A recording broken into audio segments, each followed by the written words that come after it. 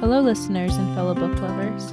Welcome to The Book Snug, a bi-weekly conversational podcast about books and the reading life. My name is Julia. And I'm Stephanie. And we're a mother and daughter who love reading and talking about books. The ones we adore and the ones we don't. We're delighted you're here, so grab your favorite hot drink or ice-cold beverage and settle in for another cozy, bookish chat.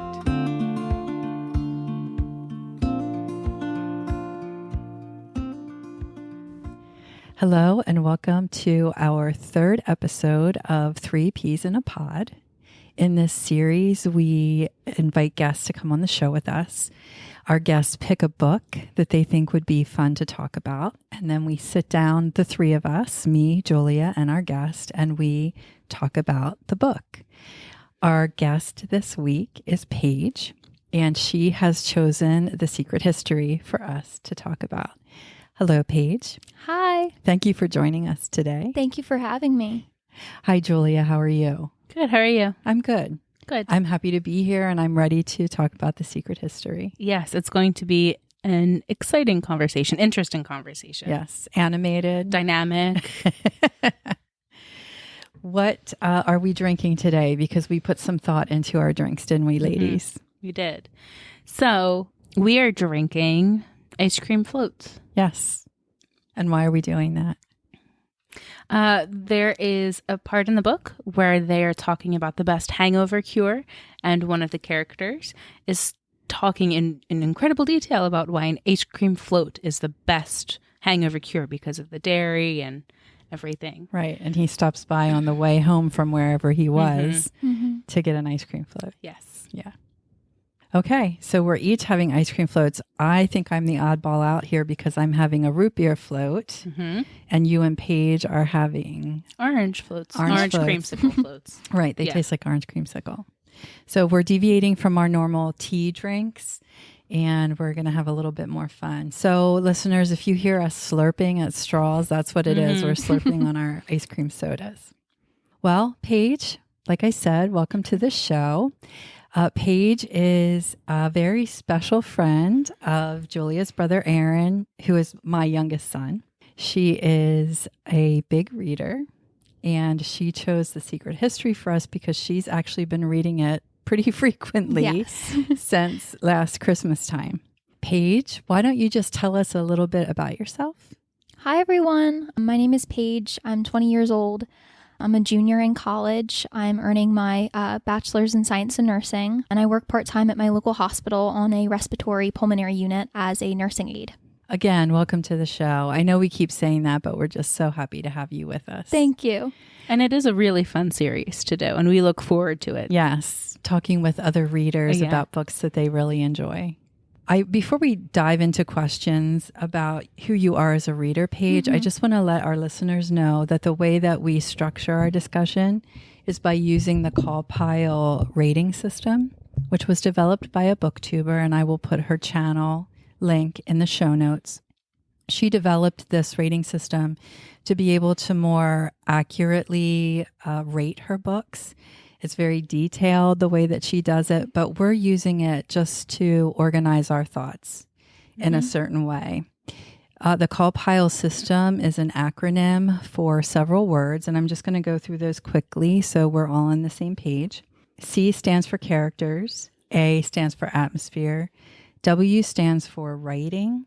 P stands for plot, and we're adding themes in there too. We're tucking themes in. I is for intrigue or interest. L is for logic, or we can discuss relationships if we would rather do that. E is for enjoyment. And then we do give an overall rating when we're done with our discussion. The other thing I want to let our listeners know is that we discuss spoilers. We don't hold anything back.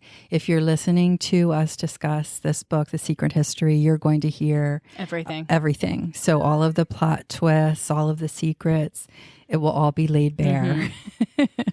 So if that is not something that you want to experience, then maybe this is not the chapter to be listening to. Or come back later. Right, once you do read The Secret History.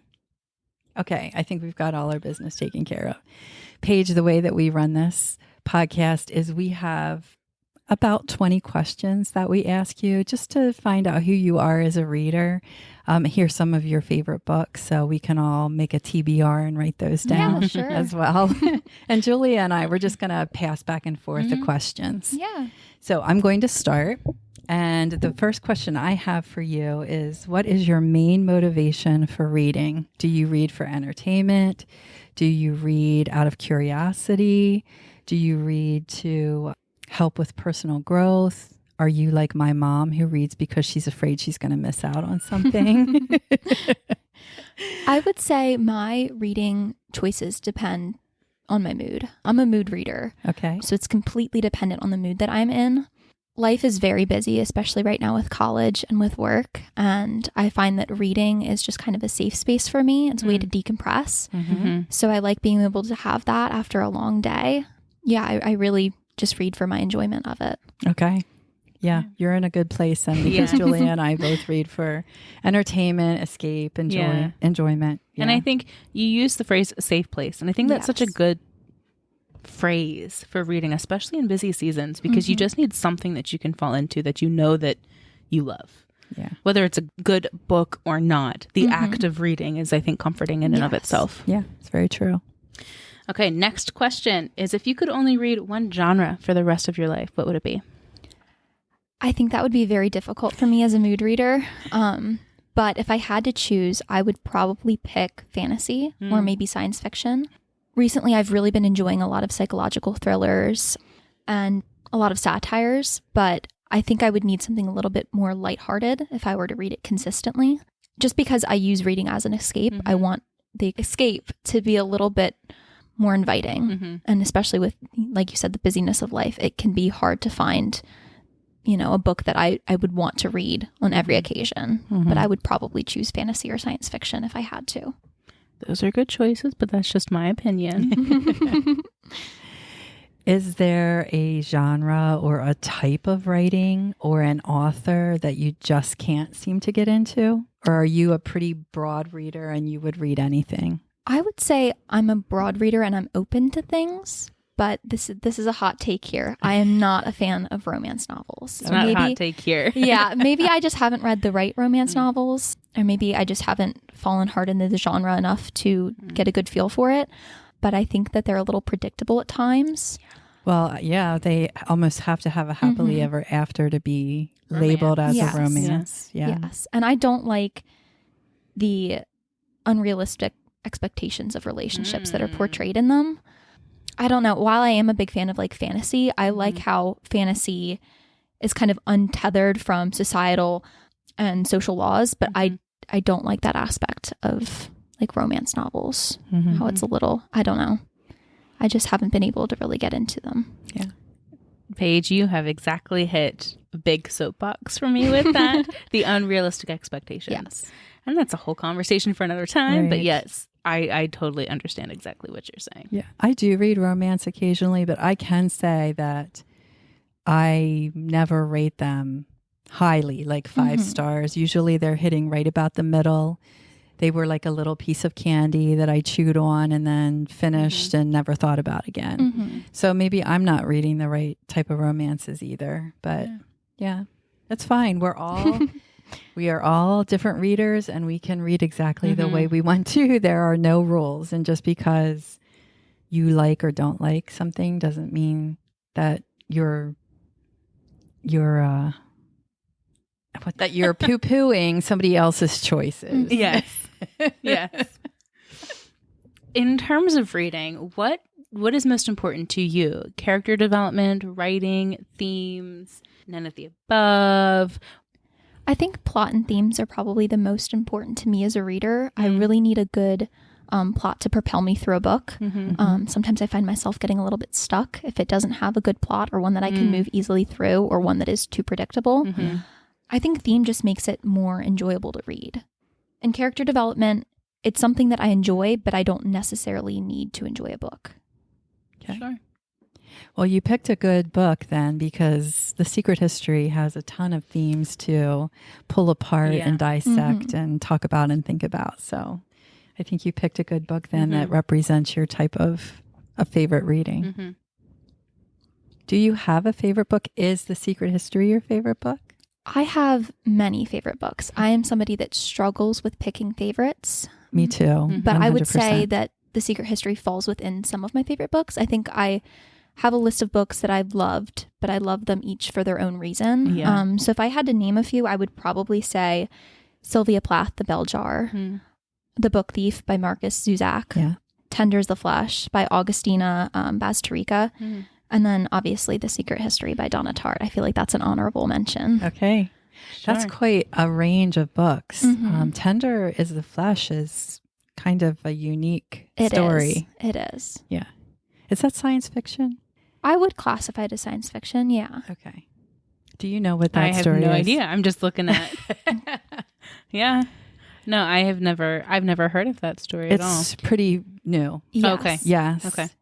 I would say science fiction, psychological thriller, perhaps. Yeah, horror. Yeah. It leans kind of into horror. Yeah. So that's probably why I've not heard of Yeah. it. Those are not genres I gravitate toward. Is there cannibalism involved? Yes. Okay. Yes. Ah, you're checking all of my red flags. Yeah, that's it probably would not be your Nope. book, It would your not kind of go book. over well with my mental peace. Maybe that's why I enjoyed it. It's not something I would typically like fall in love with or really enjoy to read, but sometimes a book like that just I don't know. Just pushes you a little bit Yes. outside of your normal comfort zone. Yeah. Do you have a book that you've recently recommended to somebody else?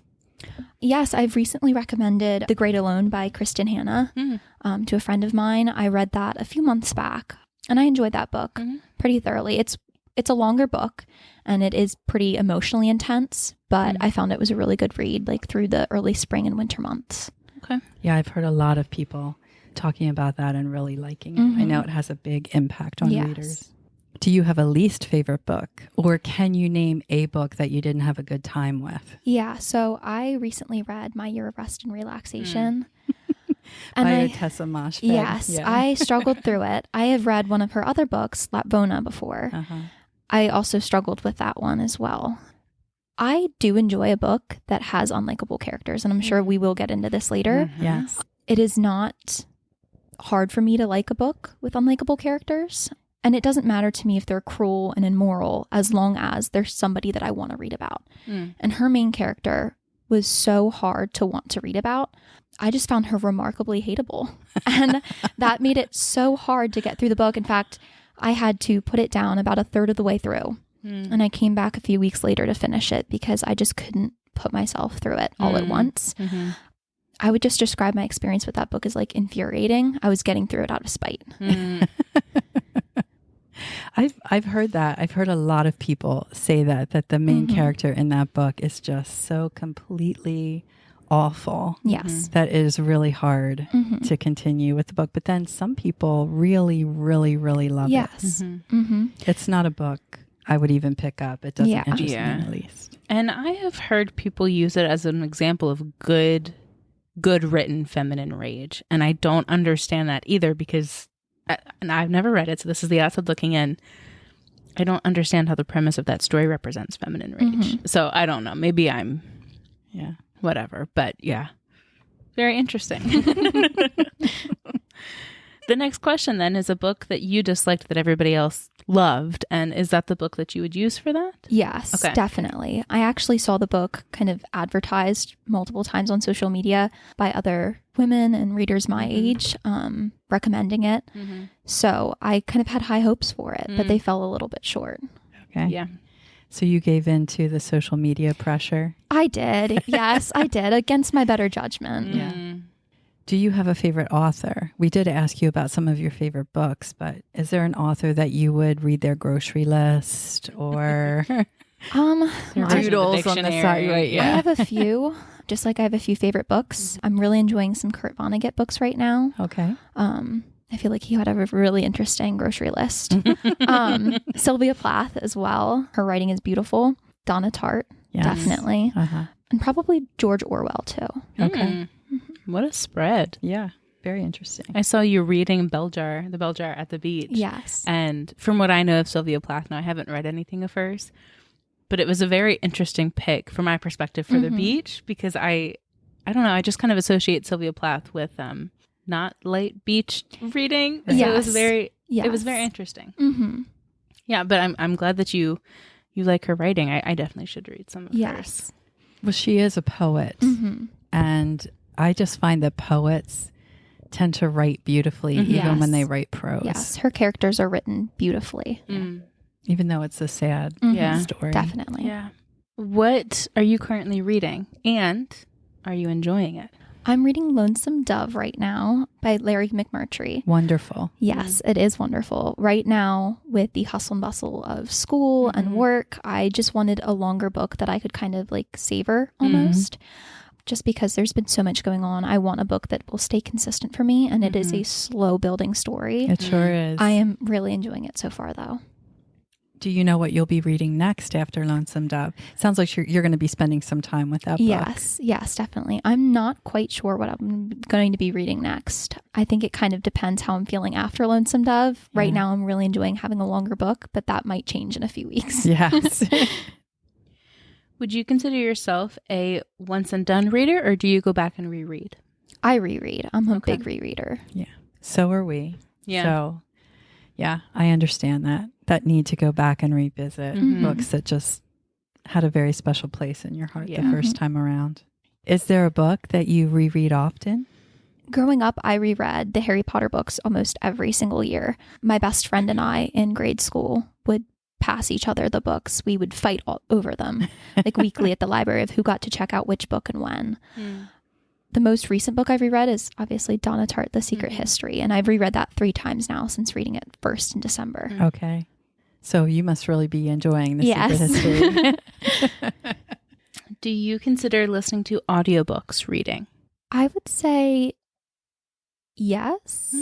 Maybe not physically reading, like the act of physically reading, but I would still count any audiobooks listened to in my like yearly count of books read.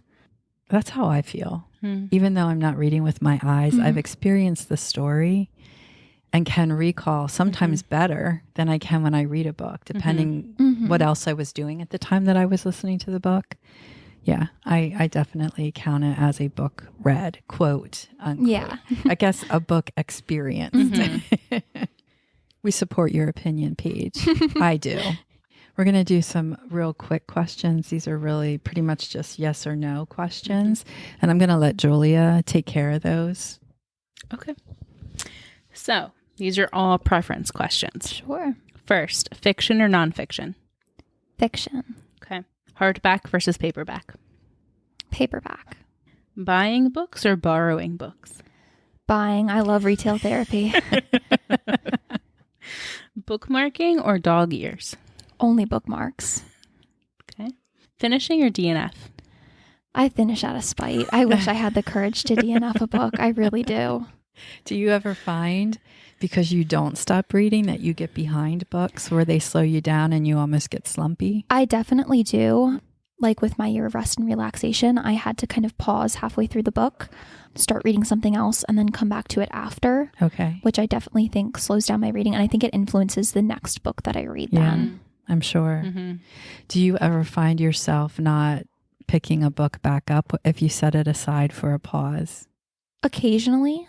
Very rarely. I'm so stubborn that I have it within my plan that I'm going to go back. So I do. Okay. But if I'm really not enjoying it, I would probably let it sit for a good while. Let it simmer. Okay. Yeah, my brain does not compute. I just cannot. If I'm not enjoying a book, it's all over. Paige, this is the big question of the day. Why did you pick The Secret History for us to talk about today? I thoroughly enjoyed The Secret History. It is one of my favorites. And I think that there is so much to discuss. And I knew that I wanted to discuss that with you both. Yeah, I agree 100%.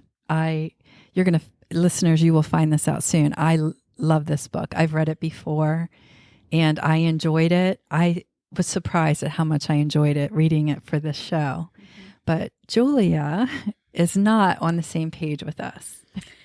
So in our last episode, we talked about The Great Gatsby and how I mentioned that I didn't like it and that I struggle with characters that I can't get behind their decisions.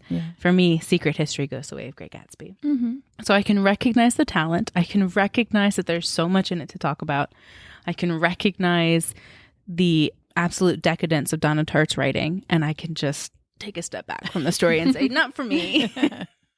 But you can still discuss the themes. Oh, yeah. Like you got all of that. It just wasn't an enjoyable experience for you. Yeah. No. I think it's interesting that you mentioned The Great Gatsby because I feel like these are very similar stories. Yes. Not plot point by plot point, but overall, some of the themes that were investigated in The Great Gatsby are being investigated in this book. Yeah. And have you read Atlas 6 yet? I have not yet. Okay.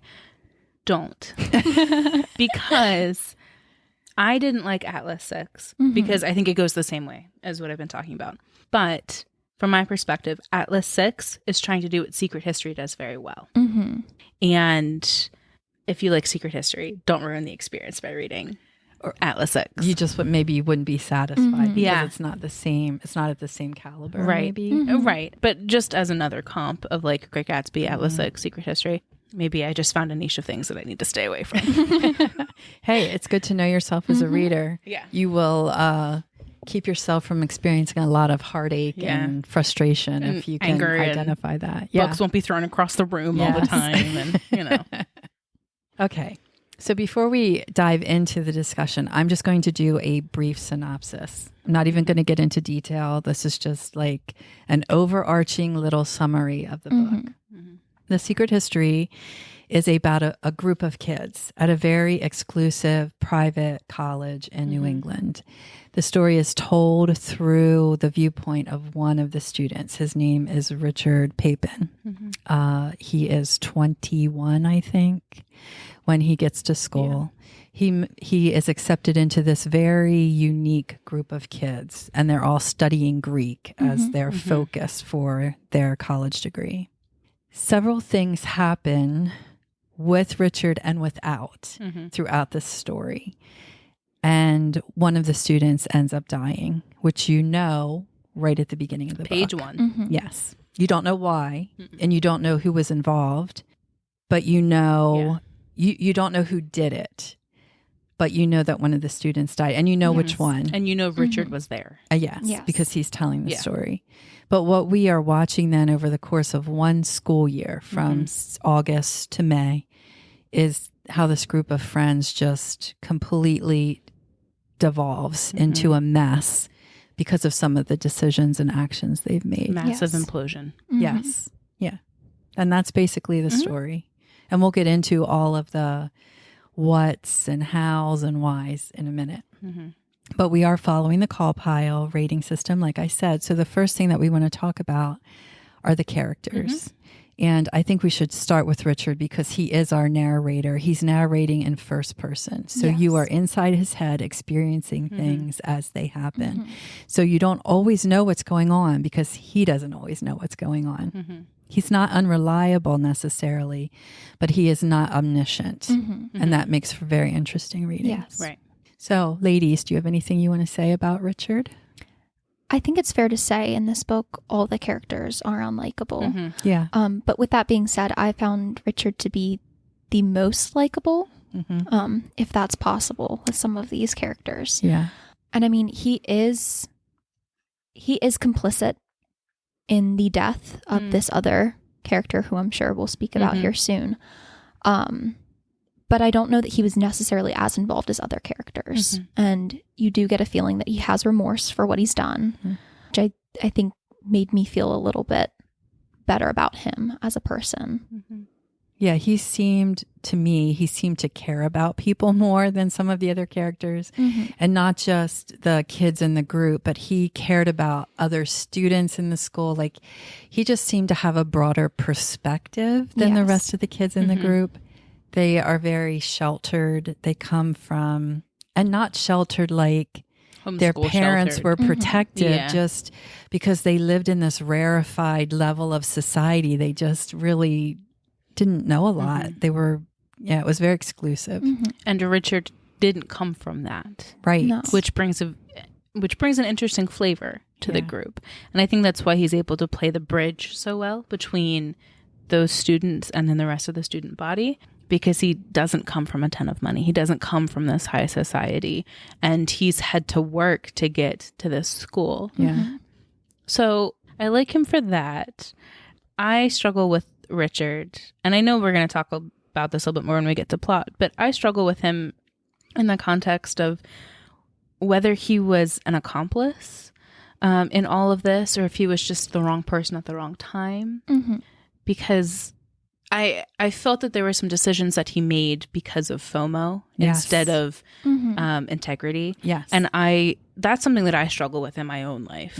And so to read that in a character was very difficult for me to get behind him. Right. Because it makes you feel vulnerable. Yeah. Yeah. Richard had some serious personality flaws. Yes. He was a liar. He lied very well and very easily. Yes. And he also, you said FOMO, and the word that came to me was wannabe. Yeah. Like he wanted to be part of this very exclusive group of wealthy kids, and he wanted them to think that he was like them, Right, including the equal. wealth. Yes. And he was willing to lie about it, and he lied very easily. But he was likable. People liked him. Yes. I mean, inside the group and outside of the group. In this realm, college, he was liked. Yeah. Just not from my world and realm. He was liked. Okay, so that's Richard. And he gets to school in Vermont, right? He goes to Hampton College, which is a small, exclusive, beautiful, old liberal arts college. I think there are 500 people that attend. Yes. So you get the idea. I'm sure listeners can picture in their mind what this little college looks like in the middle of the Vermont hills. And he sees this group of kids. He's fascinated with them almost immediately. So let's talk about this group of kids that he wants so desperately to be a part of. And we'll talk about the ringleader first. At least I view him as the ringleader. And his name is Henry Winter. So what do you think about Henry? I think Henry is possibly one of the least liked characters, and maybe that's because he is the ringleader. He is the one who sets the plans into motion, and he does not care about what destruction is in his path. He's willing to throw his friends, people that he surrounds himself with, kind of under the bus in an act to save himself. He makes very questionable choices throughout the book, especially towards the end. I think it's his true character is revealed. Yeah, I think he is a truly amoral character. Yes. He behaves outside of what we would call morality and what he would view as like common man morality. He feels like he's outside of that, and he operates outside of that. And the further along you get into the book, the more and more you see that the only person he cares about is himself. Yes. And or maybe, Julian, and maybe Camilla. Yeah. But he's even odd. He even has an odd physical appearance. He's a big guy. He dresses weird. He carries an umbrella with him and not just like the little foldable totes umbrella. It's the big thing. English umbrella with the handle. He wears the round Teddy Roosevelt glasses. Always is dressed nice, like dress shirt with cufflinks and just suspenders, just unique all the way around. So he's a very interesting character, and I agree. I think he's the least sympathetic of the characters. And when I say that, I mean we have very little sympathy for him, especially the further into the book that you get. I agree. But in my perspective, I was the most fascinated with Henry's character. I was the most fascinated with his motivations, because I can agree with that. Yeah, I was very much like, is he doing this because, like, why is he making these decisions? Right. Was he doing the things with Bunny, who we'll get to, because Bunny truly was a friend, or because there was another motive? It suited his purposes, whatever they were. Right. The Secret History is a Greek tragedy. It's how it's set up. Yeah. And Henry serves as that Greek hero. And I think because of that, he creates almost like this black hole of intrigue around him, where you're just kind of like drawn to his presence, which is why I think Richard is so drawn to him. Right. Because here's this mysterious guy dressed so fancy, seeming to be intelligent beyond all get out. Yeah, very self-contained. Yes. Doesn't really need anybody. Like, he's deigning to allow these other people to be part of his little world, his universe. Yeah. Now, I will say about Henry and, well, about all of the group, except maybe Bunny, Wannabe is, I think, a good example for them as well, because as I was reading, I kept trying to picture them in real life. And I kept struggling because it felt like were they really this group of students that were really this unique and this weird and this out there and this comfortable with themselves that way? Or were they trying to embody something that they weren't? Like, sure, they came from these backgrounds, but were they trying to reach or attain some reputation that they just didn't have innately? If I'm describing that in a way that makes sense. You are. And Paige, correct me if I'm wrong, but there is a point at the back of the book where Richard recognizes that, where he starts to see that maybe these people, they felt like they were inferior, that they were missing something about themselves, and that is why they did what they did and why they were drawn to Henry. Yes. Because he fulfilled something in them that they were missing. Yes, exactly. The black hole idea. Or was it Julian? And all the students were so pulled towards Julian because he made all of them, including Henry, feel like they were more than what they really were. Well, then let's talk about Julian next. Yeah. Okay. Go ahead.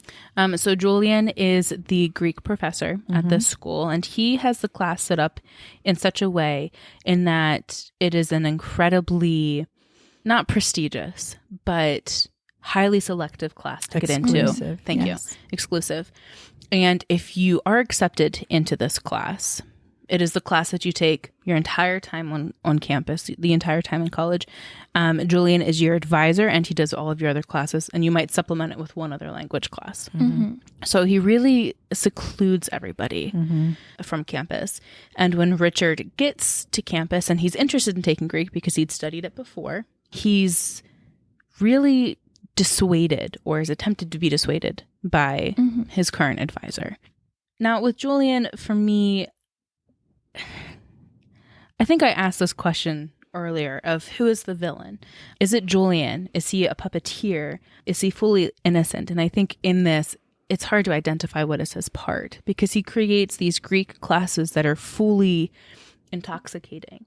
And you talk about Greek Greek ideas. There's a part in the book early where they're talking about, the conversation is about something larger, but a comment comes out about going into town and killing everybody. Right. And conquering Julian, the town. And Julian doesn't stop the conversation. He doesn't He dissuade encourages it. Right. Yes. Right. So what is Julian's part in all of this is the question that I kept asking myself. And I think that's a valid question to ask. I think something that was notable about Julian's character is his relationship with Henry, which, as you learn, is very almost inappropriate throughout the book. Well, there's nothing about Julian that is appropriate. Let's put that out there to begin with. No, not at all. Not in any, just in professionalism. It's not in a sexual way at all. Yes, I just think that he unrealistically idolizes Julian. Yeah. And I think that the other students do as well, but not quite to the extent that Henry does. In fact, Henry makes the comment that he loves Julian more than his own father. Yeah. And that everything that he does is almost for Julian. For his approval. He wants his approval so badly. Yeah. It makes you wonder if there's some background between the two of them, of something related maybe in the past that would inspire that kind of relationship. Because it seems that Julian trusts Henry as well. There's a part in the book where Julian and Henry are talking. Richard overhears it. Henry asks what to do, and Julian says, whatever you think is best. So there's trust between both of them. Yes. But I think I'm going to throw something else in here. Mm-hmm. I think that Julian is a narcissist, like a pure narcissist. Okay. Mm-hmm. He loves the adoration of his students. Sure. But he refuses responsibility. So he doesn't even realize that what he's doing and saying might impact somebody else, cause them to do something that maybe they shouldn't be doing because he's so flippant with his answers and how he interacts with people. He he wants to come across like he's this really encouraging, very interested instructor. It makes him feel good. It makes him look good, but he doesn't want to truly be the responsible party in that classroom. Right. So it was something I was questioning about him and how easily at the end of the book he runs away because really none of this means anything to him. He's just going to go on and keep doing his life and be famous and know all these famous people, and it doesn't impact him at all. And he actually washes his hands of it because he doesn't want to have any connection. I agree. Do you think that your experience as a professor and in an intellectual setting adds any part in your perspective to his behavior? Yes, absolutely. Okay. Because when I am teaching my students, I am very aware of the responsibility I carry of what I'm teaching them, what I'm encouraging them to think and do and behave. Now, I work in a very focused setting. Right. I'm teaching students how to work in a very particular place or area. Yeah. But I feel extremely responsible for how I am telling them and showing them to behave in that particular setting. So I felt like he knew how to do all the things that made everybody feel really good and made everybody adore him, and that made him feel good. But he did not, he was very shallow. Like there was no deep level of connection with any of the students. Because if there was, would he not have looked for Bunny, been more concerned about Bunny than he was? Would he have not been more concerned about... Who's the twin? Charles. What? He wasn't coming to class. I mean, he was absolutely falling apart in front of his eyes. And he, where is he today? Oh, is he not coming? Okay, let's open our book and do this. Yeah. I don't know. I really struggled with him. And it was his leadership that actually led to the initial murder. Yes. Yes. I will say, though, the end of the book when he does leave, I initially read that because this is the second time I've read this book. Both times that I've read it, I read his pulling away at the end of the book, or the running away, as almost a recognition of the influence that he had. And it was like, I didn't mean to do that. That wasn't my intention. I didn't realize it was this bad, or that was the influence, and I need out of this situation. I agree, but I think he did it for his own reputation. Yes. Well, sure, reputation, but I didn't read it as narcissistic. I read it as somebody who was not aware of the perspective that his students had of his influence. See, I think he was absolutely aware of how much his students loved him and wanted to do stuff to please him. Yeah, I think he was absolutely aware of that. And it's just really interesting how this same character can be read so many different ways. Yeah. Anything you want to add about Julian, Paige? Not necessarily. I mean, I do think that he knew more than he was alluding to. I think he knew that something was wrong, especially when Bunny started missing classes, when Charles started acting out. But I don't think he took it upon himself to assume responsibility for that. No. Right. And so I do place some blame on him as well. And I think we should probably put a note in here is that the story takes place in the 70s or 80s? The 80s, so the 1980s. Way before mandated reporter would have been a thing. Right. So like he would have... Yeah, he had no obligation to say anything. Right. Who should we talk about next? I feel like we've mentioned Bunny. I feel like we need to throw him up here. Let's talk about Bunny. Yeah. Because he is the student that gets killed. Yes. I'm going to say killed. Because at the beginning of the book, we don't know what happened. We just know he died. Yeah. But he is the student in the group that ends up dying. So what do you want to say about Bunny? I would say Bunny is an unlikable character. He's unlikable in the sense that, I mean, not only does he get killed by his friends, but he almost pushes them to do it. They feel like they have no other option, like they are cornered. With that being said, I think you gain a little bit more sympathy for him throughout the book, but it's only after he has died that starts to take place. Right. I think to a degree before you're almost anticipating it. Right. You're almost like cheering for them to get on the ball. Yeah. Yes. Do you think it's because you spend time with his family afterward that you are more sympathetic? I definitely think that, yes, that definitely plays a part in it. And I think a lot of them question like the morality of what they've done. Yes. Maybe not so much Henry, but I know that Richard questions it, especially at his funeral. Yeah. I think as they're lowering the casket, he asks himself, why did we do this? Yeah. Why Bunny? I think Francis too really struggled. Yes. We haven't talked about Francis I think the guilt starts to lay on thick there towards the end of the book. Yeah. Bunny for me, he's annoying. He's very annoying. But was he, the way that Henry kind of sets things up and the way that the story kind of goes about is you begin to agree that the only option possible was to kill him. Right. Yes. That's Donna Tartt's writing. Right. Fabulous. Yes. Good job. Not a fan. So as you're seeing the progression of Bunny's personality throughout the book, maybe it's just because I'm an observer of people, but I was asking the question of, is this nature versus nurture? Like, is this who he is? Or was he inspired by the way that he grew up? The way his parents treated him? Right. Yes. We find out that his parents don't really have a lot of money. So is Bunny, not a poser, but maybe, or wannabe to the extreme? Is he trying to fit in with it? Because his parents are. They're posers. Right. So how much of this is Bunny and how much of it is the outside influence? And how much of it is Henry not setting a boundary with Bunny either? I wrote my note here and it just says, was Bunny doomed from the very beginning? Like, was there no circumstance in which he would have not died? Yeah, if he would have not blackmailed his classmates. But even if he was in Greek, in the Greek class, was there any circumstance in which he wouldn't have died?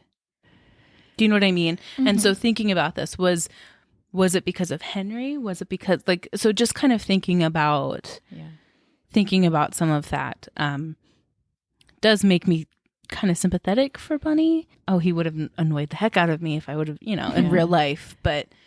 And maybe that's why I struggle. Sympathetic because you're looking back now because you know he's dead and you're looking back over his life. And I think I'm sympathetic because how easily the idea that he needs to die is presented and how easy it is to believe that. Yeah. And I am somebody who I innately come to the defense of people like that's who I am. And so I feel like I need to defend Bunny a little bit because I don't know. He just seemed to me like a misfit in this group. Anyway, I questioned numerous times why.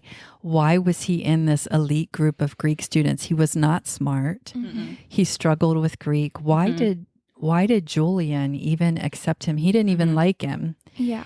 And Bunny was just unique. He looked like a young Teddy Roosevelt. He wore glasses like Henry. Yes. He had a high-pitched voice. He was kind of loud. He was racist. He was sexist. He listened to marching band music. John Philip Zusak. I know. He had this knack for picking out the one thing in each person that they felt inferior about or they were ashamed of and just pestered them. And then he had this thing where he would ask people out to lunch and then stiff them with the bill because he never had any money. I mean, it was just on and on and on. Or complained when he and Henry went to Italy over Christmas.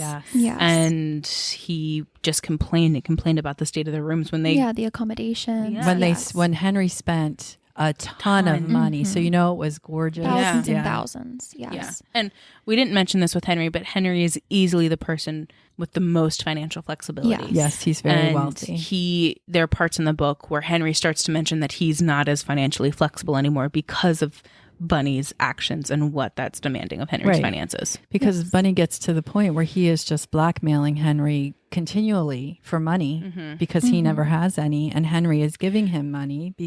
We keep mentioning blackmail and talking about this particular aspect of Bunny's character, and we're going to get into that in a minute when we get into the plot. But if we do it now, it'll just muddy the waters. We're going to get off track. Right. So let's look at the last three characters that we really want to look at. There are three other students in this group. of rarefied academics. So let's talk about Francis Abernathy. Yes. What do you want to say about him? I struggled differentiating him between Charles. And I think it was just because they didn't have as big of a role in this story, at least until the very end. Right. Once the ending happened, okay, it made sense now. But I felt like their personalities were almost similar enough where I struggled to keep them separate. How about you, Paige? Did you struggle?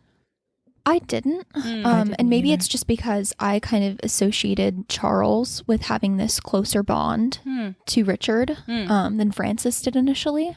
Right. I don't think Francis was the most moral character, but I think he is the first to question the morality of their decision to murder Bunny. And I think that he is one that struggles with the guilt. Maybe not the most, but definitely heavily, especially towards the end of the book. Yeah. Which makes you feel a little bit of sympathy for him too. I don't think it wasn't his decision, but I do think that he deserves to feel that guilt for being complicit in it. Yeah. I think he's very much a follower. Yes. If Henry said to do something, he was like, okay, let's do it. He's also the most flamboyant character. He's tall and thin. He has bright red hair. Not that that makes you flamboyant. No. But he wore these dark suits and this great overcoat and drove this fancy car. Yes. He was overtly homosexual. And in the 1980s, that would have been a big deal. So he's just very flamboyant, a character. He's a character. But he does like Richard very much. And I feel like their relationship gets better and better through the book. I would say, unlike Richard, he flaunts his money. Yes. Richard, while he is, Henry flaunts his money. While Henry is the wealthiest out of the group, I would say Francis uses his wealth and maybe flaunts it a little bit more with his car, the way that he dresses. Henry kind of passively uses his wealth, and throughout the story, it's mostly to kind of keep Bunny quiet. Manipulate people. Yeah. I think what I meant when I said I confused Francis and Charles was that early on in the book, as you're getting to know them, they feel pretty similar. Yes. I felt like Francis was the one most easily the one under Henry's spell. Okay. Wanting to always be in Henry's good graces, wanted to be where Henry was, wanted to do some of those things.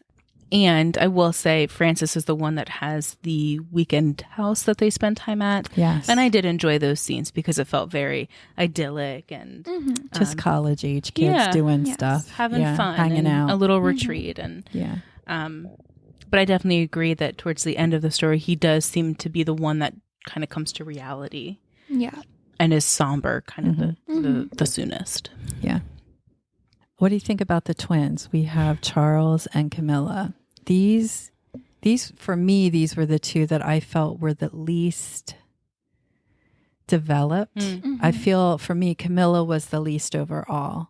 Yes. Charles, you get to know more and more as the book goes on. But early on, Donna Tartt just describes them as having epicene faces, which means that they kind of look asexual. Like Camilla has more of a boyish appearance, and Charles, his face is more feminine. Yes. And they are described as angelic. And everybody else wears black or dark stuff, and they wear white. So I want to read a quote from the time that Richard first sees them, or one of the first times he interacts with them, I think. Okay, give me a minute here, because I think it's important how weird they are. He's in the library and they're doing homework. They're doing Greek homework, and he goes and eavesdrops. And he says, after about 30 minutes, spots of light swimming in front of my eyes, I went back to the front desk to give the Xerox key to the librarian. And as I turned to leave, I saw them, Bunny and the twins, sitting at a table that was spread with papers and pens and bottles of ink. The bottles of ink I remember particularly because I was very charmed by them and by the long, black, straight pens, which look incredibly archaic and troublesome. Charles was wearing a white tennis sweater and Camilla a sundress with a sailor collar and a straw hat. Bunny's tweed jacket was slung across the back of his chair, exposing several large rips and stains in the lining.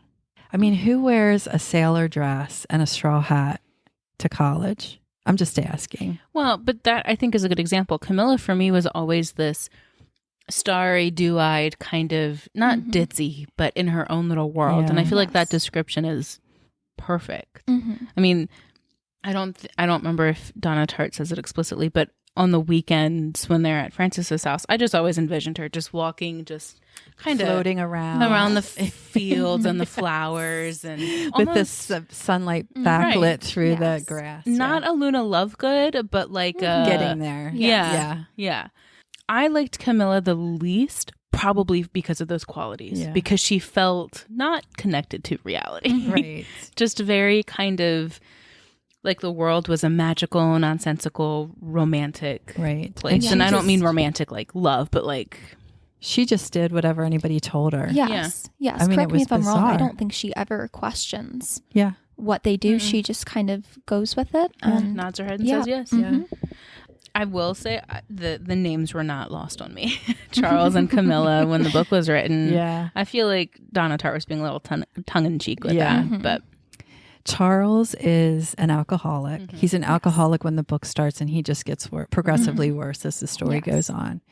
And we might as well say it here, even though it's going to come up in the plot discussion. It is insinuated that they are sleeping together as Charles and Camilla. Yes, Charles and Camilla. And then Richard actually witnesses a very passionate kiss between them. And so even though Donna Tartt never comes out and states that it's happening, it's definitely alluded to. Yes, you know it is. We also learn that Charles is abusive towards the end of the book as well. And really, I think it's being alluded to earlier in the story because she says that Camilla, will have random bruises on her body, and she just says, "Oh, I just tripped on things." And I think that there's things being alluded to. Before it escalates. Yes. And so you don't even know if the incest is mutually consensual. Right. It could be abusive in that little bit more as sinister. Well. Yeah. I think we've talked enough about the characters. Let's just briefly discuss atmosphere for this book. Okay. Anybody want to share their thoughts? Well, the time that I first read this was winter break of last year. And I feel like that is, yes, it was perfect.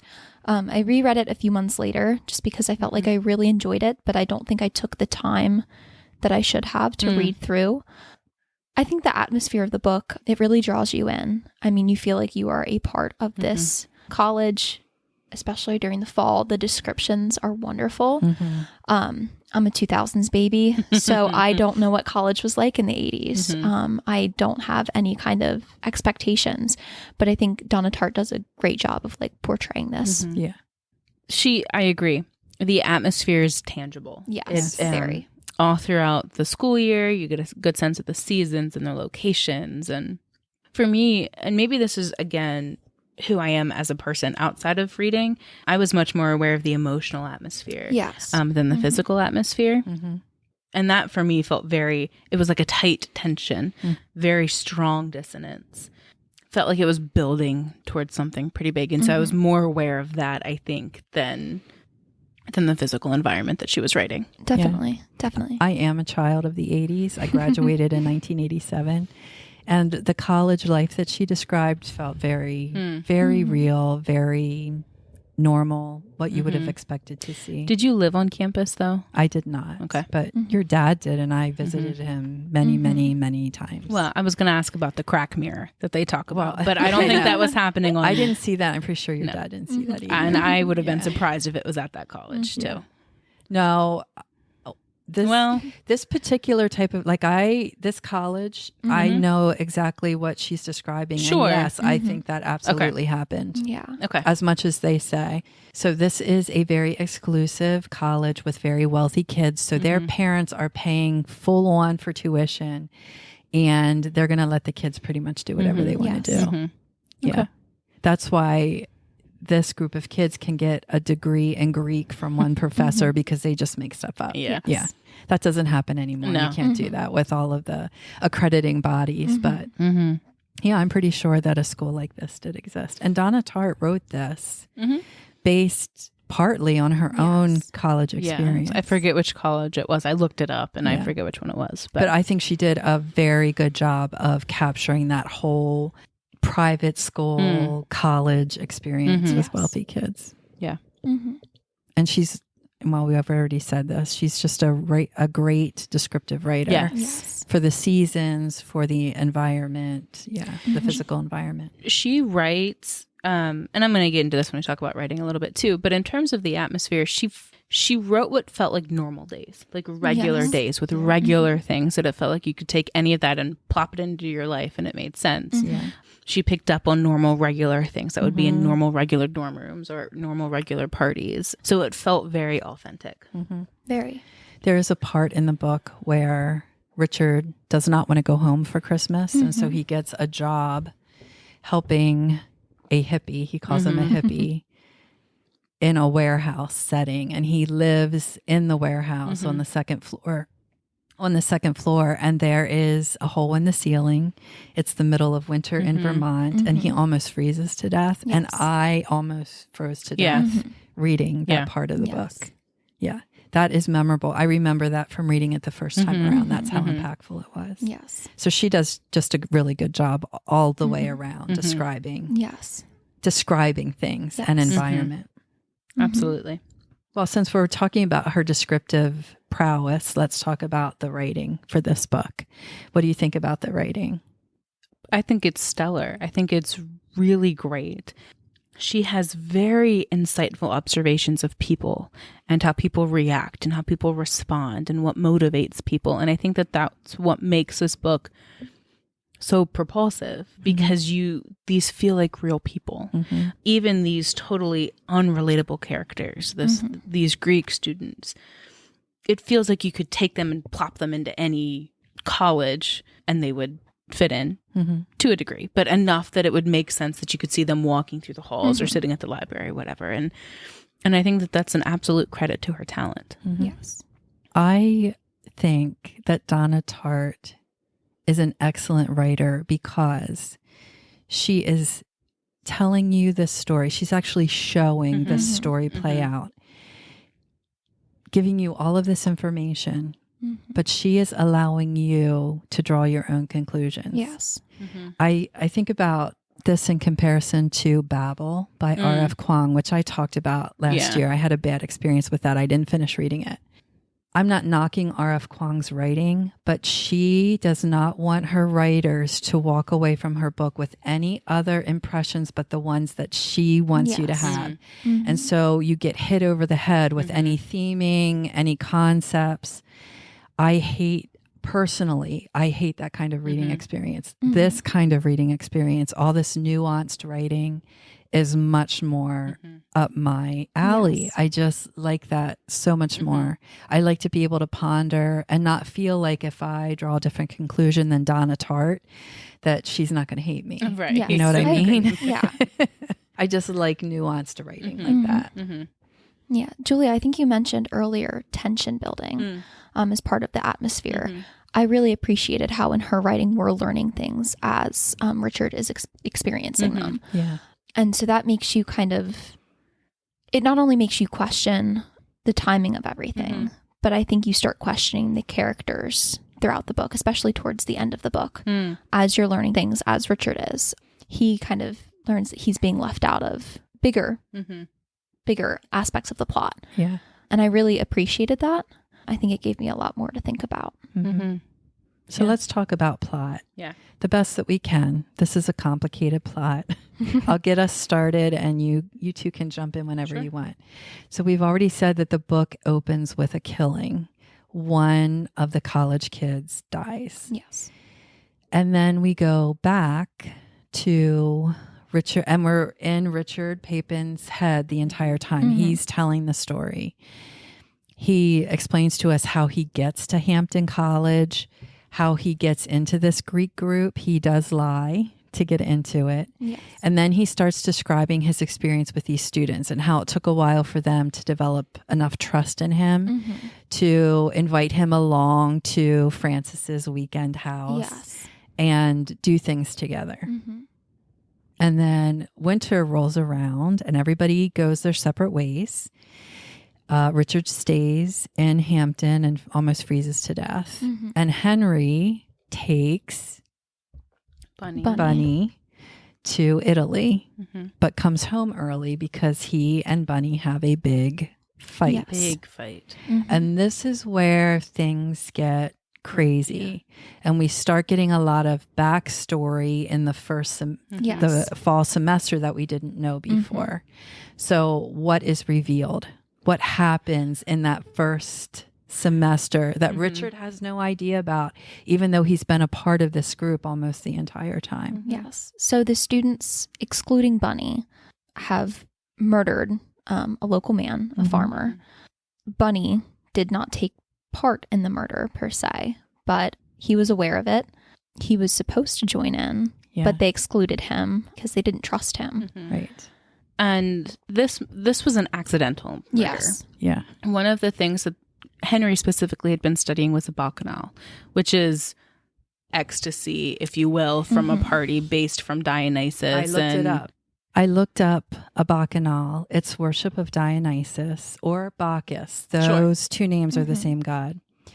It's ritual madness, and you actually work yourself up into a frenzy of insanity as a way of worshiping this god. So they were practicing a religious ceremony, but it's really just going absolutely bananas and out of your mind. Typically with the aid of like drugs, alcohol, fasting, sex, all kinds of crazy things. And as they're in this frenzy at Francis's weekend home, they kill somebody. Yeah, they go Nobody bananas. really knows how it happens. They just all kind of come to covered in blood with the dead man at their feet. Yeah, they can't remember anything.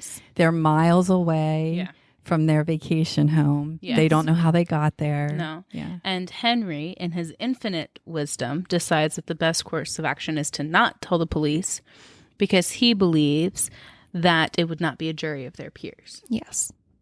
Because Vermont farmers are not at the same level as Henry. Who has written books of languages. Right.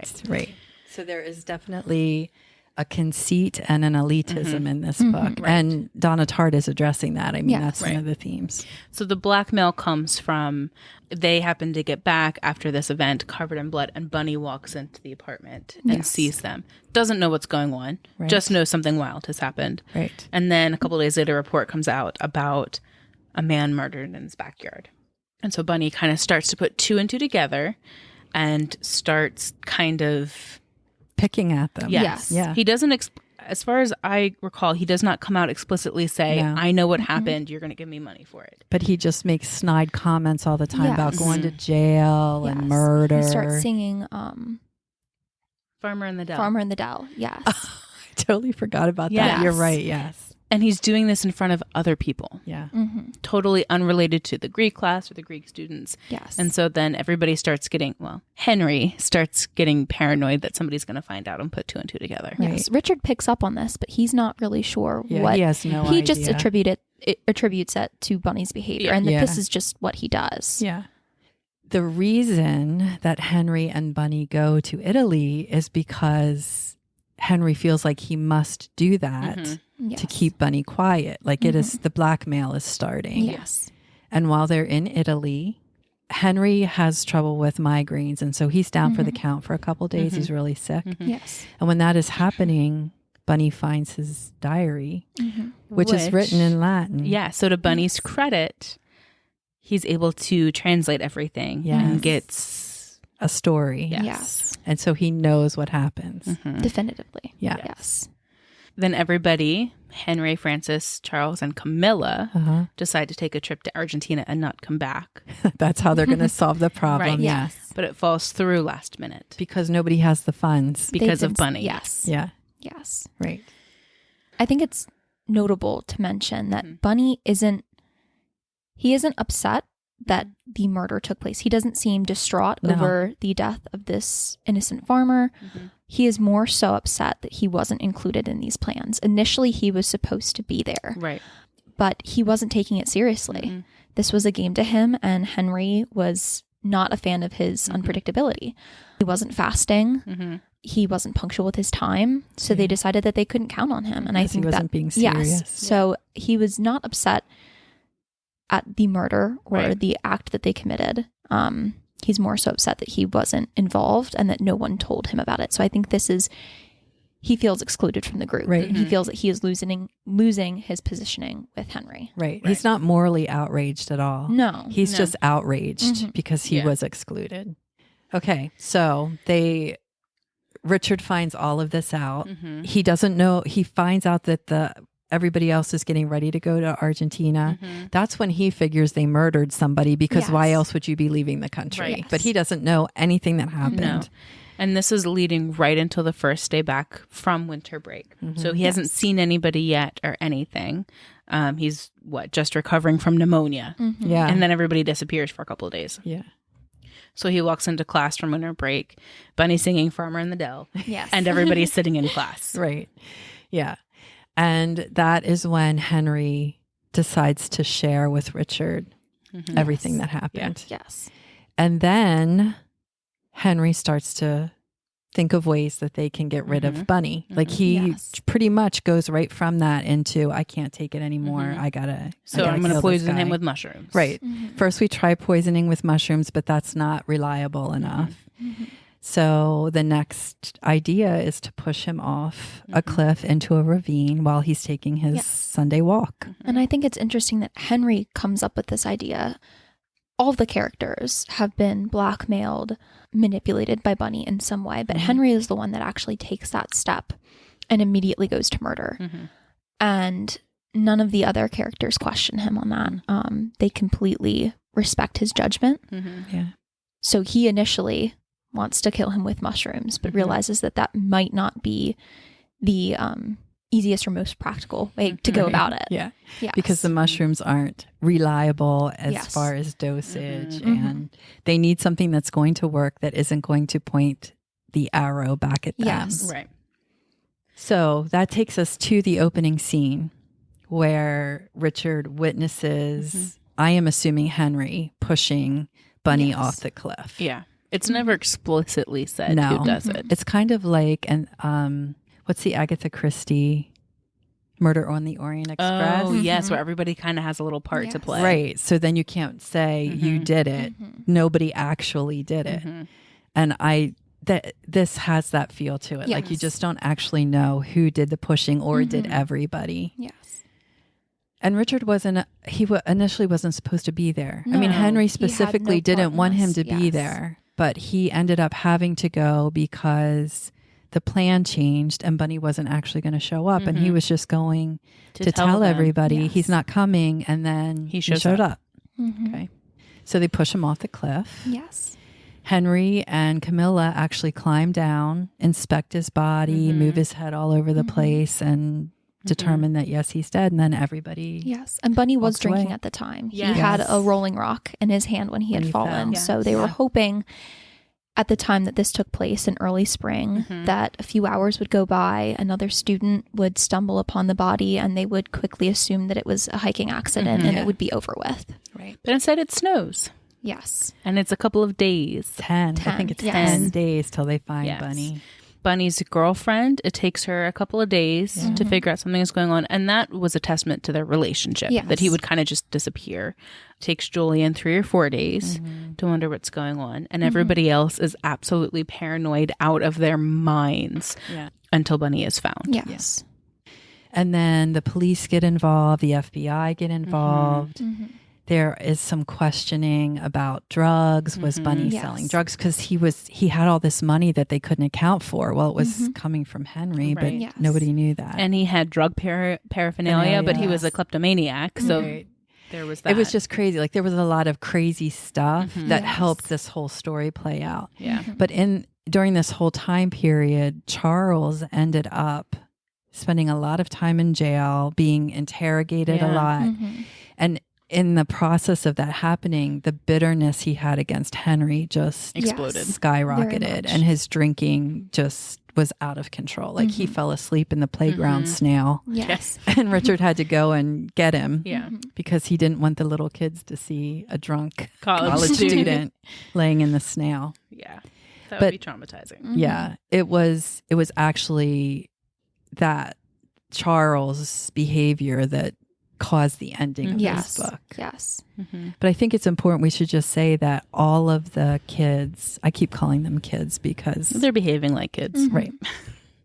They were invited to stay at Bunny's house for the funeral. With all of his family, extended family, friends. And other college students. Yeah. That was very rough. And I think that's when Richard really started to struggle with what happened. Well, and I think it's important to note too that somehow one of the students discovers that Bunny's mom has a whole case of prescription drugs, and they start taking these drugs to kind of deal with the emotions. And then all of a sudden the mom realizes that all of her drugs are missing. Yes. And nobody reports it because they have a funeral to deal with. Well, and she's not going to report it because she's getting her drugs illegally too. Yeah. I mean, they're being prescribed illegally. Well, I think Richard even mentions when he comes to this household and he meets Bunny's father and his brothers and even nephews and nieces, that he is just reminded of Bunny and their laughter and the way that they look at each other, their smiles. And I think that really comes to haunt him. Yeah. He feels like Bunny's presence is just trapped there. Yeah. So what's the ending? Who wants to say what the ending is? Go ahead, Paige. This is your book. Sure. So the friendship derails, and while it takes place over a period of weeks, it quickly ends. Charles starts questioning Henry's role in all of this, whether or not they were pawns. He feels as though he was set up. Yes. As though he was thrown under the bus, be interrogated on multiple occasions. He drunkenly kind of questions why they are doing all of Henry's dirty work and why they agreed to this in the first place. And he decides that he is going to confront Henry. Yeah. At the time, Camilla and Henry have a relationship, and that is revealed.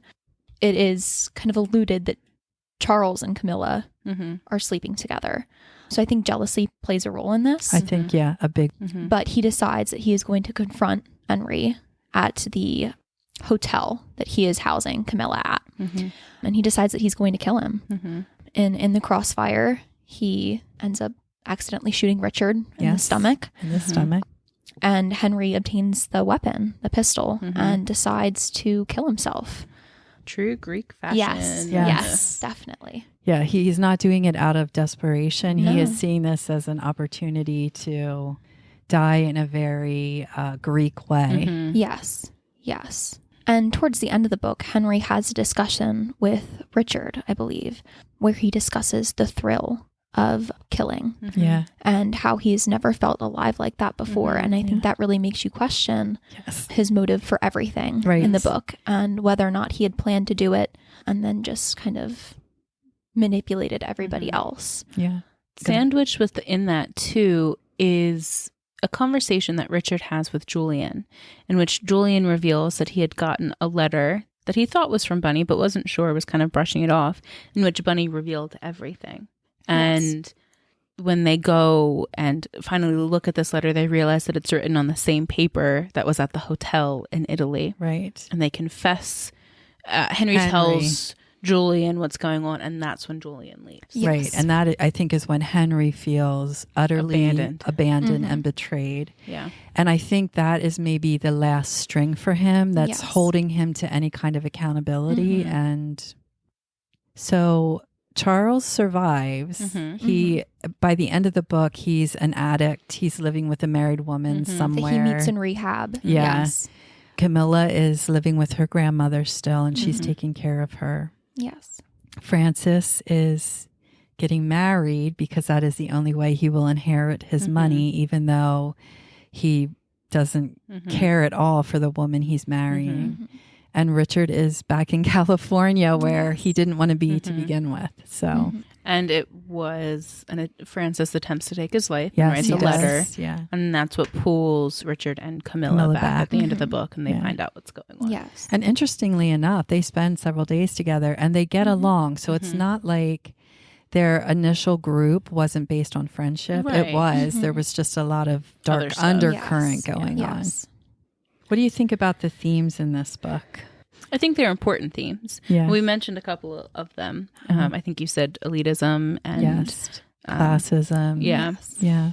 I think these are important to talk about. I think it's important to recognize how some people maybe can get away with certain things because of where they come from, or this idea that, oh, I have money, therefore I'm better than you, or I can the world is at my fingertips.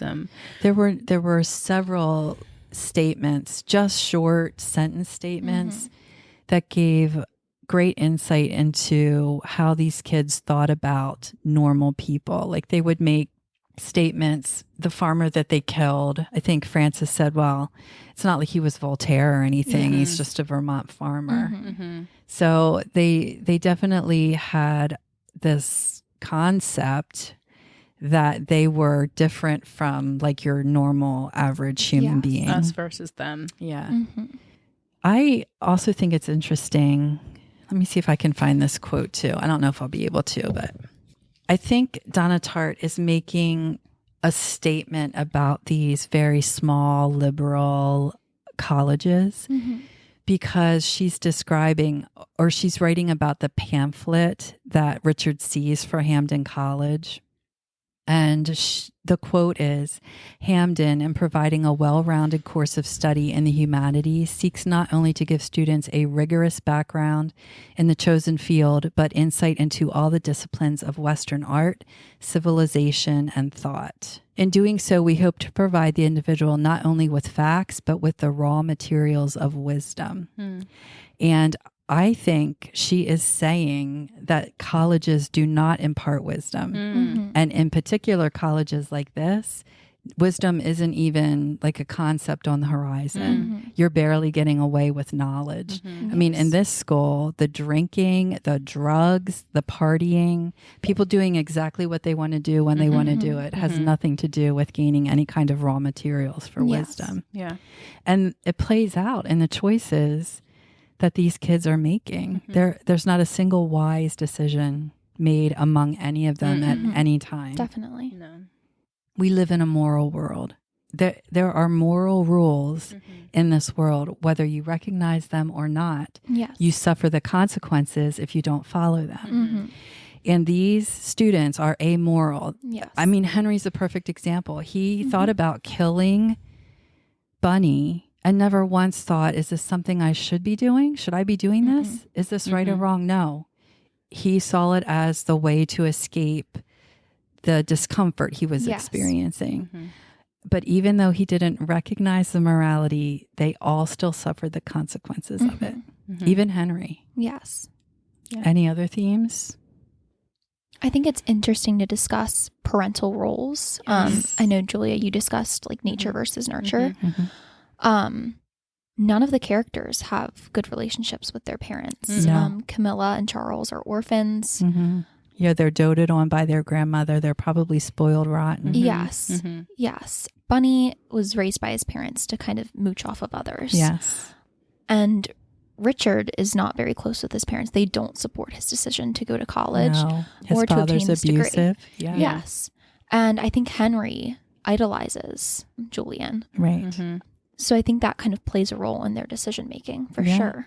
Francis didn't really have a mother. No. He grew up with his mother being his sister. Right. Yes. So his grandparents were his parental figures, and I'm not sure how involved they were with him. So yeah, they all, I'm sure that's part of why they were so drawn to Julian. Yes. Because he made them feel like they were special to him, even though they weren't. No. And he did not assume responsibility for any of them. Right.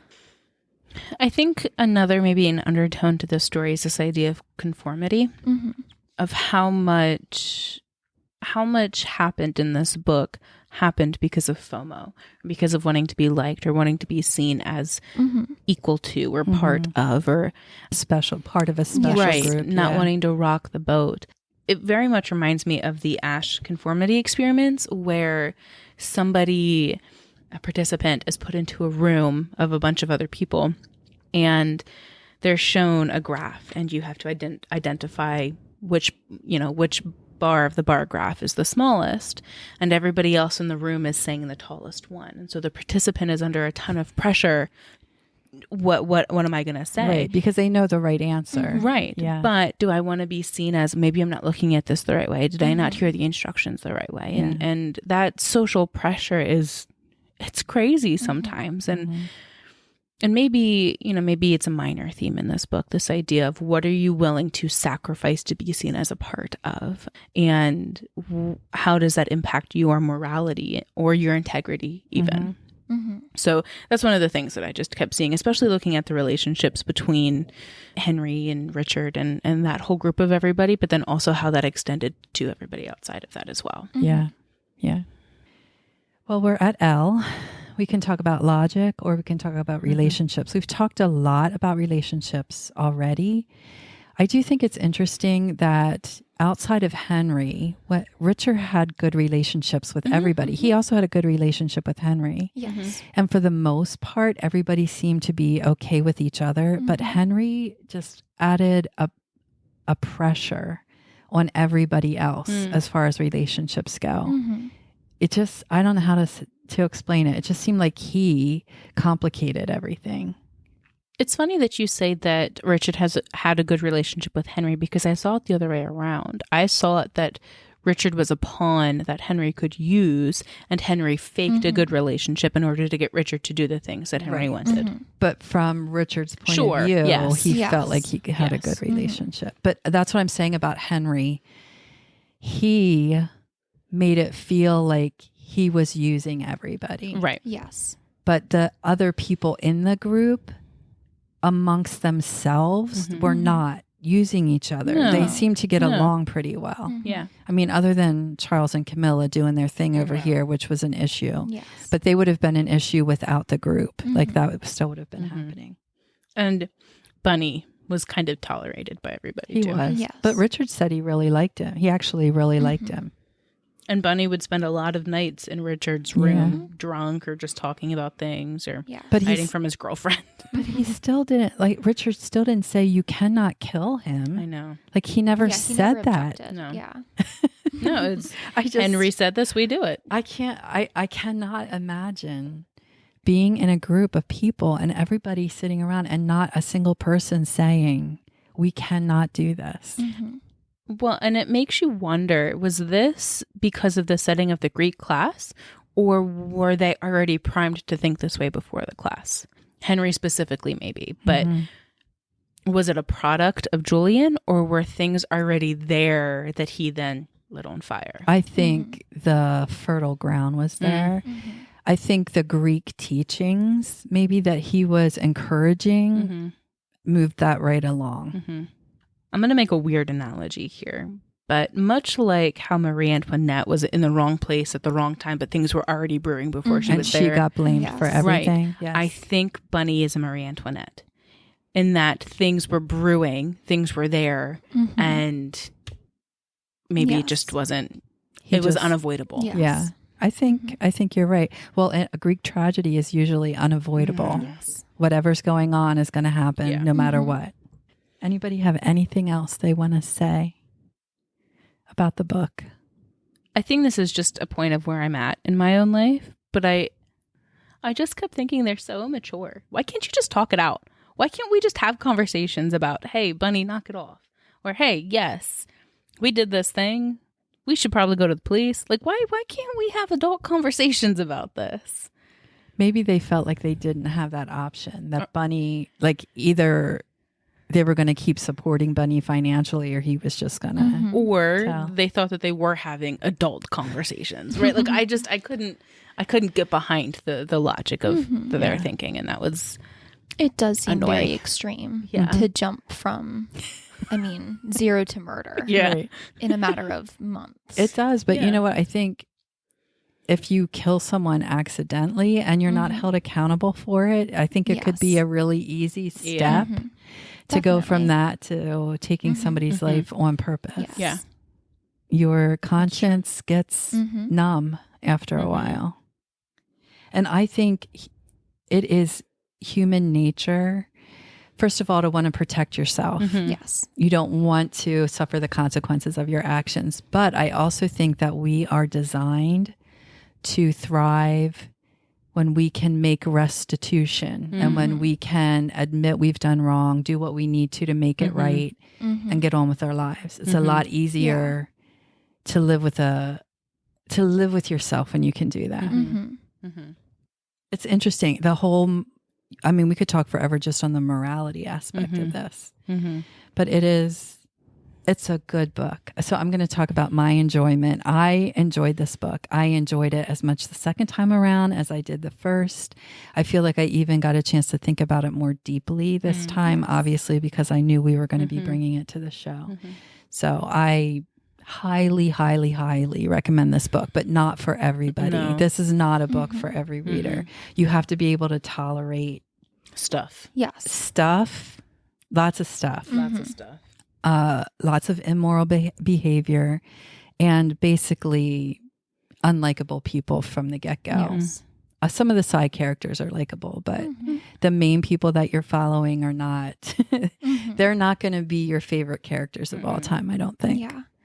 I thoroughly enjoyed this book the first time that I read it, and I think I enjoyed it even more the second time, and I was able to pick up on like the little nuances. That being said, I feel like I enjoy it more every single time that I read it. Yeah. I've recommended this book to almost everyone I have met. It feels as though, and you two are the first I've actually gotten to read it. So I feel pretty accomplished right now. We had to. You said read this and we said okay. Nodded my head and said yes. Yeah, but Julia threw a temper I tantrum did. in the corner. Questioned all of my watched life decisions. And the whole time I was reading it, I kept saying to Jay, I forgot how good this book was. Yes. I just forgot how good this book was. It draws you in. It does. So what's your overall rating, Paige? Is this a 5-star book for you? This is a 5-star book for me. Yeah. Definitely. How about you, Julia? I don't remember how I rated it, but it probably landed at about a 3 or 3.5. Because you recognize the skill of the author. Yeah. She writes an incredible story. Yeah. She knows how to make characters that keep you, that you want to learn more about, and you want to know more about, and you want to understand it. You want to understand what's going on. You want to see how it all plays out. I mean, you can't start a book, he's dead, and not want to see how it plays out. You want to know why. Right. But I think I'm just at the point in my life where I value my mental and emotional peace too much. Yeah. That I think the only way I got through this the second time around is I was listening to it on Audible, and I had it cranked up pretty fast because I knew I wasn't going to make it if I listened to it at regular speed. And it got to the point, it was so fast that it sounded like Animal Crossing voices. Well, I was used to listening, so it was fine. Yeah. But it was one of those things where the amusement of how fast the voice was going, that it made it a little bit lighter for me to listen to and to read. So, and it's not, like you said earlier, it wasn't so much the story itself. It's just the type of reader you are. Yeah. And the things you want to read about. Yeah. Yeah. Yeah. Because really, you read this book and you feel like you need to take a brush and like scrub your brain a little. Yes. Yes. You just feel a little cruddy. See, I have no mental peace right now, so this is the perfect book for me.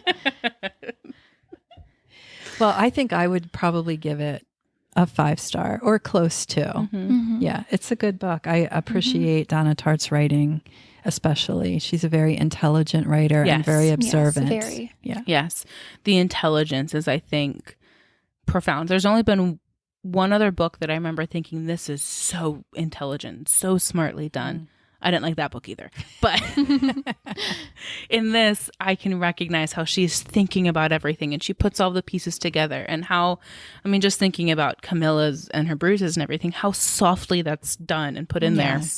That you don't think about it until you get to the end of the book and you're like, oh.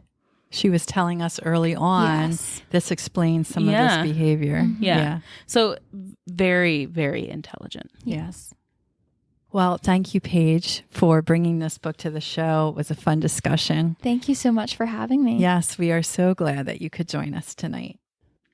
Well, I'm surprised we still like each other by the end of this conversation. It was not that bad. No, I know. But it's it's a very interesting conversation to disagree on a book like this. Yeah. And what a prime example of FOMO or the conformity, the pressure of maybe I should change my rating. Maybe I should change my opinions, but whatever. Listeners, I thank you so much if you stuck around for this entire conversation. We'd love to know if you have read this book. Yes. Do you want to read this book? What are your thoughts? Do you like it? Do you not like it? Tell us all of the things. Paige, thank you for challenging me and for making me angry. Thank you for reading it. You're welcome. It really was fun. And that's what's so fun about this series is how so many different stories are brought to the table to talk about and to challenge us as readers. So I do thank you. I'm just being petty, so it's fine. Up next, friends and listeners, is our quarterly review. This is an episode where we look at the past 3 months. So for this episode, it's going to be June, July, and August, and just take the time to review what has been really successful and what hasn't in terms of our reading, and talk all things books. Yes. The good, the bad, and the ugly. Yes. I feel like I say that a lot. But that's reading. That is. Yeah. We thank you so much for spending part of your time with us today, and we hope that you join us in the next chapter. Bye, friends. We'd love for you to continue today's conversation with us at the Booksnug_podcast on Instagram and at the Booksnug podcast on Facebook. All of our episodes can be found wherever you listen to podcasts, as well as at our website, thebooksnugpodcast.budsprout.com, where show notes for every episode can be found. We'd love to hear from you. Email us at thebooksnugpodcast@gmail.com. As C.S. Lewis, one of our favorite authors, so famously said, "You can never have a cup of tea large enough or a book long enough to suit me," and we wholeheartedly agree.